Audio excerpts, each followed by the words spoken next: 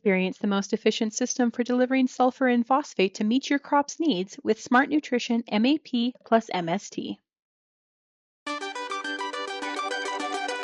Good day and welcome to Wheat Pete's Word here on Real Agriculture for Wednesday, September the 25th. On this episode of The Word, wow crops. Hey, some cool stuff to update you on, and then agronomy answers as much as I can get to before I once again run out of time. Let's go!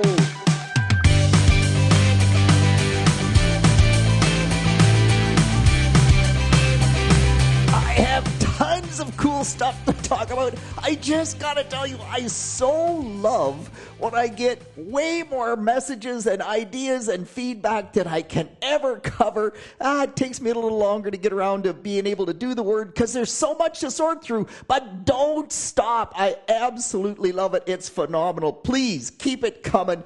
Yeah, and I'll do my best to summarize and give everybody the best information, the best updates that I can. Okay, I do though. We are going to start at a rather somber place, unfortunately. A great friend, Todd Charlton, wonderful supporter of Middlesex Soil and Crop and his entire community, awesome farmer, just loved agriculture, unfortunately passed away. So a very sad note to start on, but actually not why I bring it up.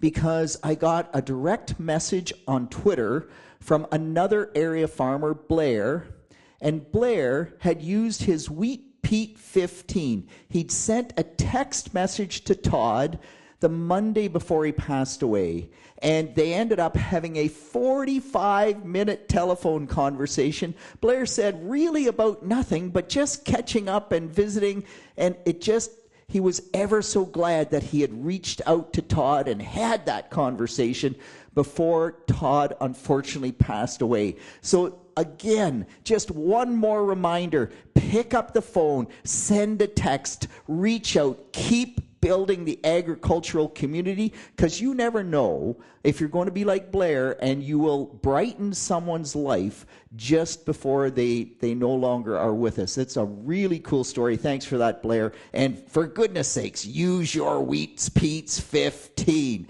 All right, I'm going to move on. And Pete's sending me a great voicemail saying he and his wife out walking through the red clover, and they come across a walnut tree that is just full of monarch butterflies, and his wife was very impressed with his farming expertise.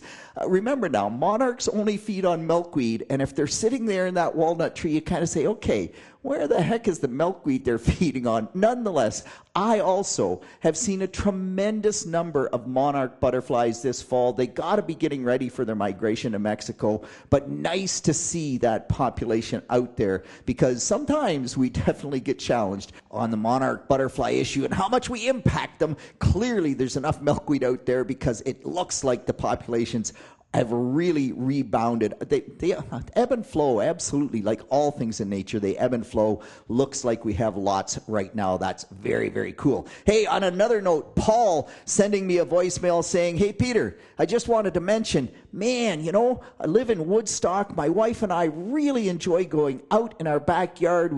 There's corn right there, and we would go out in our backyard for the last week, 10 days, and you kind of say, wow, I wonder who cut hay, because it just smells like fresh cut hay.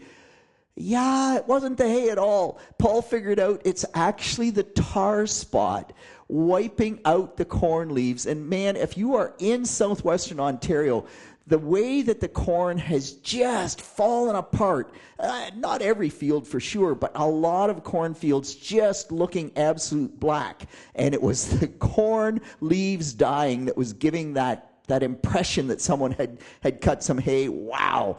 Yeah, tar spot is going to be with us for a while. Thanks to Albert Tenuta, we're going to have some great information. Dr. Dave Hooker as well. But just as make you aware, we have found tar spot in eastern Ontario, in central Ontario, and now in Quebec as well. So lots of us haven't had to fight with it till this year in southwestern Ontario. It's here now in a major way across a much bigger geography. get ready to the east because it's coming your way. Yeah, Warren, sorry about your luck, but it is going to get into eastern Ontario, and you are going to have to fight it at some point. Maybe not next year, but at some point, that's for sure. Okay, we're going to move on in a little bit better stuff because we are surging ahead. Nature Nut Nick says we are 300 crop heat units ahead of last year. So no wonder Dungannon Dan tweets out that he hand-shelled corn on September the 23rd at 21.8% moisture. And then Dan Van Eck from Kerwood tweets back, hand-shelled corn at 20.4% moisture, planted April the 28th. So you just go, man, that is dry corn. When you're looking at it in September, the corn has just come to maturity incredibly fast. Tar spot, one thing. Dry weather as well. The corn crop for a lot of us was shallow rooted. It stopped raining. High temperatures. It just really did mature incredibly rapidly. In Dan's case, Dungannon Dan rather, he had no rain all summer. It's just incredible, right? In Essex, only 11 inches of rain from the time he planted till the time he harvested. Meanwhile, we go north of London, and since we've planted, we've had 31, 34, 35, maybe more inches. I don't know. So just massive differences in the province in terms of rainfall. But wow, lots of cool stuff going on. And talk about surging ahead. Yield reports are awesome for the most part. Really excited. Hearing some 70, some 80 bushel soybeans. Most of the soybeans are more in the 50, 60 range, but that is still pretty awesome. Corn silage yields, more average, but still pretty solid. And with the great weather we had up until Sunday night, the amount of crop that came off was just incredible. Jerry saying that he thinks 40% of the wheat is already planted in the Niagara Peninsula. That for that clay soil, that is just awesome, and it really does allow them to look at a good wheat crop and tells you just how much farther ahead than normal we are. By the way, here's a really interesting thought. Russian winter wheat acres are at their lowest level, I think, in 10 years or something like that. They're incredibly low because they're so dry in Russia. They're not planting. So all that says, hopefully, but maybe there is a little bit of hope for the wheat price for the 2025 crop. If there's less Russian wheat, which is often sold at the lowest price, discounted, and kind of keeps a lid on higher prices, I'm not predicting. I'm just saying maybe there's some hope. And hey, Cobus from South Africa. By the way, Sean Haney and I did 4 segments on the whole show pretty much. I was on Agronomy Monday. And so we will link it in the post because we talked about a wide range of things. One of the things, though, was Cobus. He sent me a message from South Africa, and he talked about his crop there and the impact of the information from the wheat school videos that we put up here on Real Agriculture. Get this.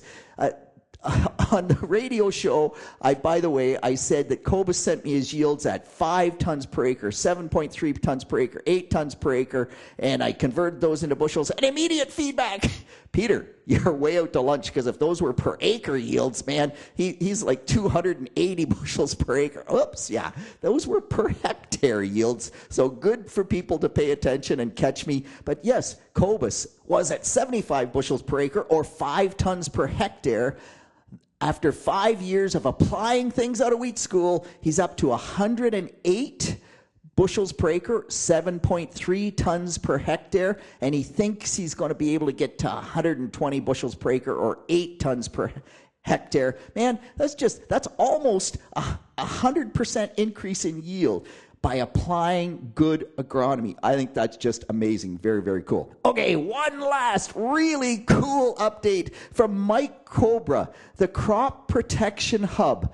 Go there. There's some new options. Check out the list view and the efficacy view. If you pick a crop and a number of weeds and pick the efficacy view, now it comes up with all the herbicides listed on the left-hand side that have control of some of those weeds and the percent control across the weeds on the top. So it's really a neat addition to that crop protection hub. Mike Cobra, such an incredible extension person and bringing just awesome tools to the table. Check those out. It's a new option there, just up, and very, very helpful in my opinion. All right, going to move on, and we have to talk about agronomy answers. First, if you are farming in Essex, in Kent, in Lambton, Elgin, fall armyworm, the counts in the northwest corner of Ohio of fall armyworm moth catches are quite high.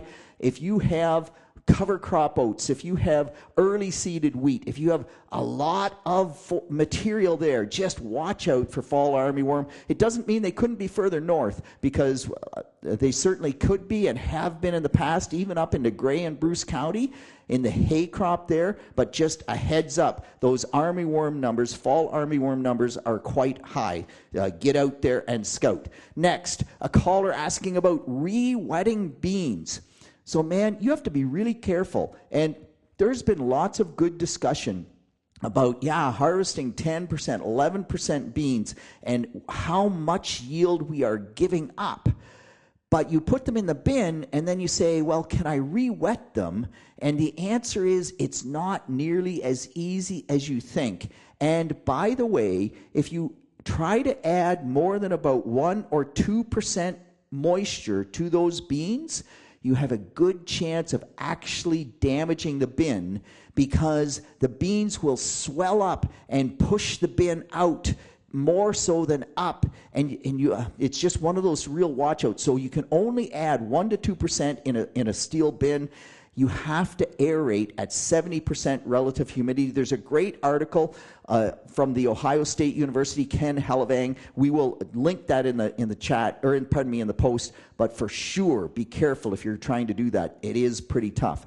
Another note: a caller asking, what's the deal on driving a tractor on the road? Do you have to have a valid driver's license? What about all the kids on the road that are 13 or 14? Man, they're illegal. So you don't need a valid driver's license. You must be 16 before you can drive a tractor down the road. By the way, Wheat Pete wears that t-shirt because my dad had me move a tractor. I believe I was 14, and a policeman stopped me, and my dad got in a lot of trouble for letting me drive that tractor.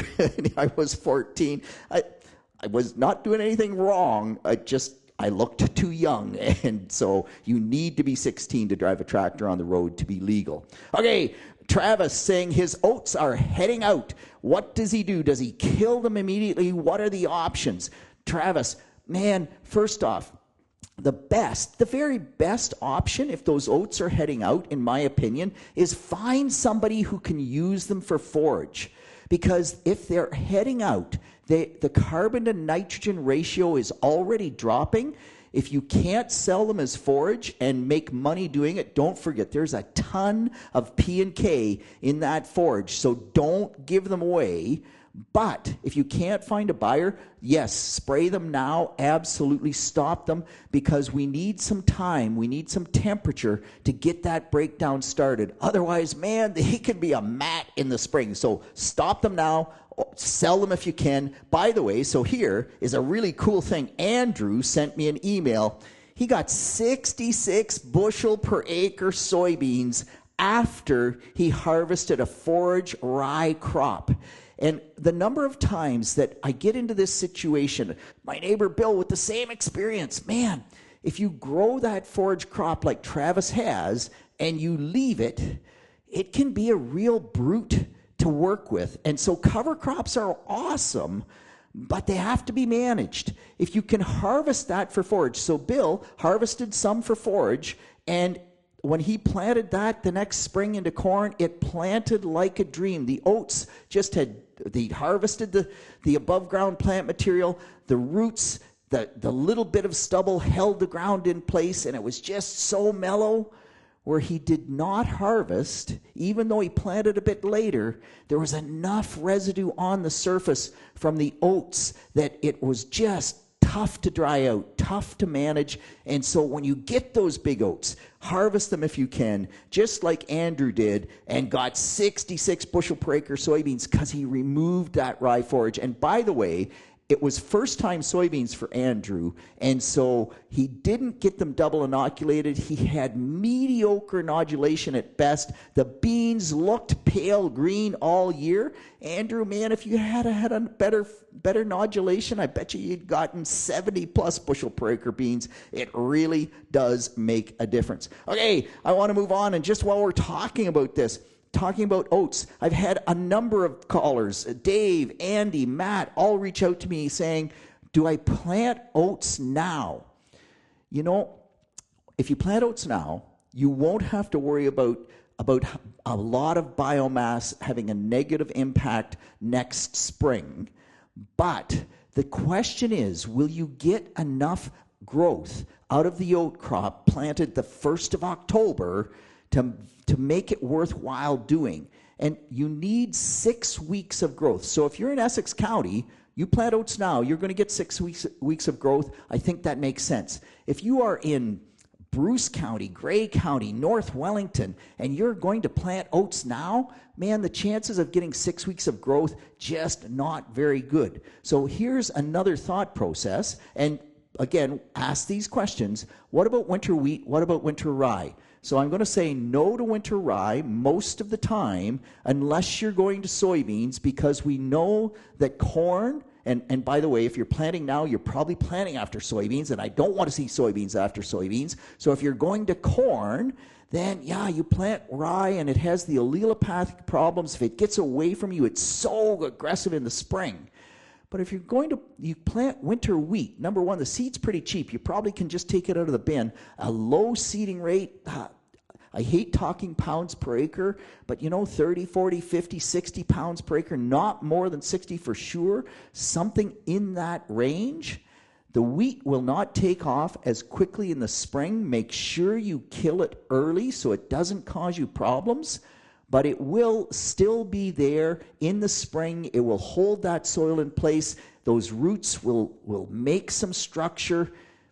I think that has some legs. I think as we get later, it makes more sense to use wheat as a cover crop than it does oats. And I'm looking for your feedback because I should get some from that dissertation. Okay, James up at Cache Bay saying, Peter, how late can I plant wheat? With this gorgeous weather, do I just keep planting? I'm way past my optimum planting date. And so some great feedback from Lee, who also farms in that part of the world in an even shorter season area, from Matt in Grey County. Matt's comment was, Pete, I actually think the optimum seeding date for winter wheat is only a guideline, because in Grey County I've planted November the 17th and had a very good crop. My optimum planting date is actually probably September the 15th. I'm 2 months late. Yes, you can plant wheat later, bump the seeding rate. It doesn't always work. The people in Eastern Ontario, when they used to get ice all the time, if you planted late, it failed. That's why crop insurance deadlines are where they are for that region. But if you don't get icing and you get a nice blanket of snow, man, you can plant wheat late. It still works. It just never has the yield potential of early planted wheat. But now on the other end of the scale, Josh in Kent County sends me a message saying, Pete, September 20th, I'm going to the field. I'm going to plant wheat. My optimum planting date is October the 10th. Oh my gosh, that's 3 weeks, right? 20 days, basically 3 weeks ahead of the optimum date. You can get into too much top growth. You'll take less yield, lower your seeding rate, and if you can at all, get within at least 10 days of your optimum date. It's best if you can hit that window. On heavy clay soils, sometimes you seed early before you beat the rain. This fall, I'm thinking I would wait till October the 1st if I could at all, Josh. And if I was going to seed, drop that seeding rate a lot. 800,000, 900,000 seeds per acre, a low seeding rate.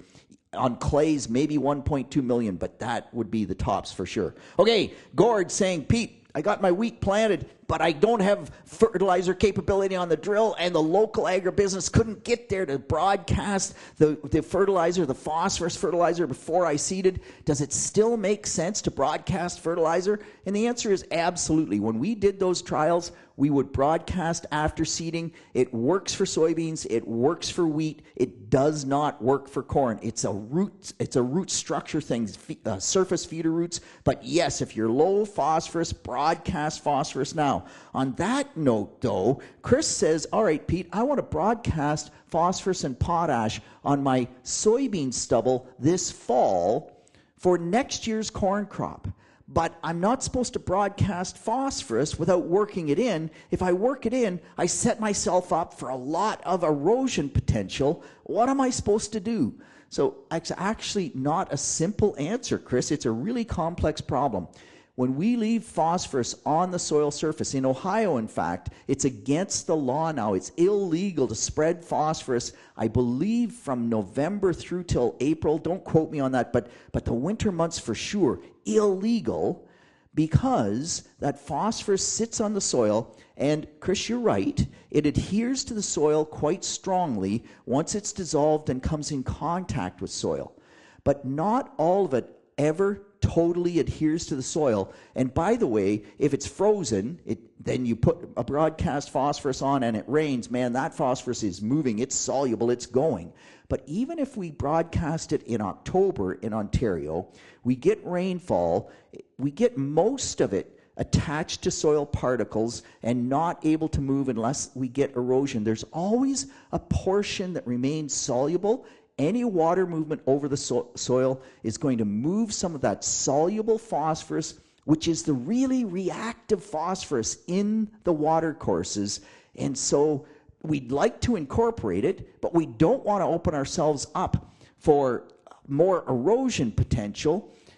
And if we broadcast in the spring, broadcast phosphorus in the spring does not work on corn. So it really drives us to say, how else can we manage it? Long term, try to set the planter up so that you can band it. Try to build your phosphorus levels after your wheat comes off in the fall so that you have more time for that phosphorus to adhere to the soil, to get moved into the soil deeper. There's no easy answer, but it's a really, really great question. Frank saying, hey, can I still soil test? We spread my potash. What is that going to do to my soil test? Oh, Frank, I'm sorry. It's going to wreck your potash soil test. You've got a bunch of available potash.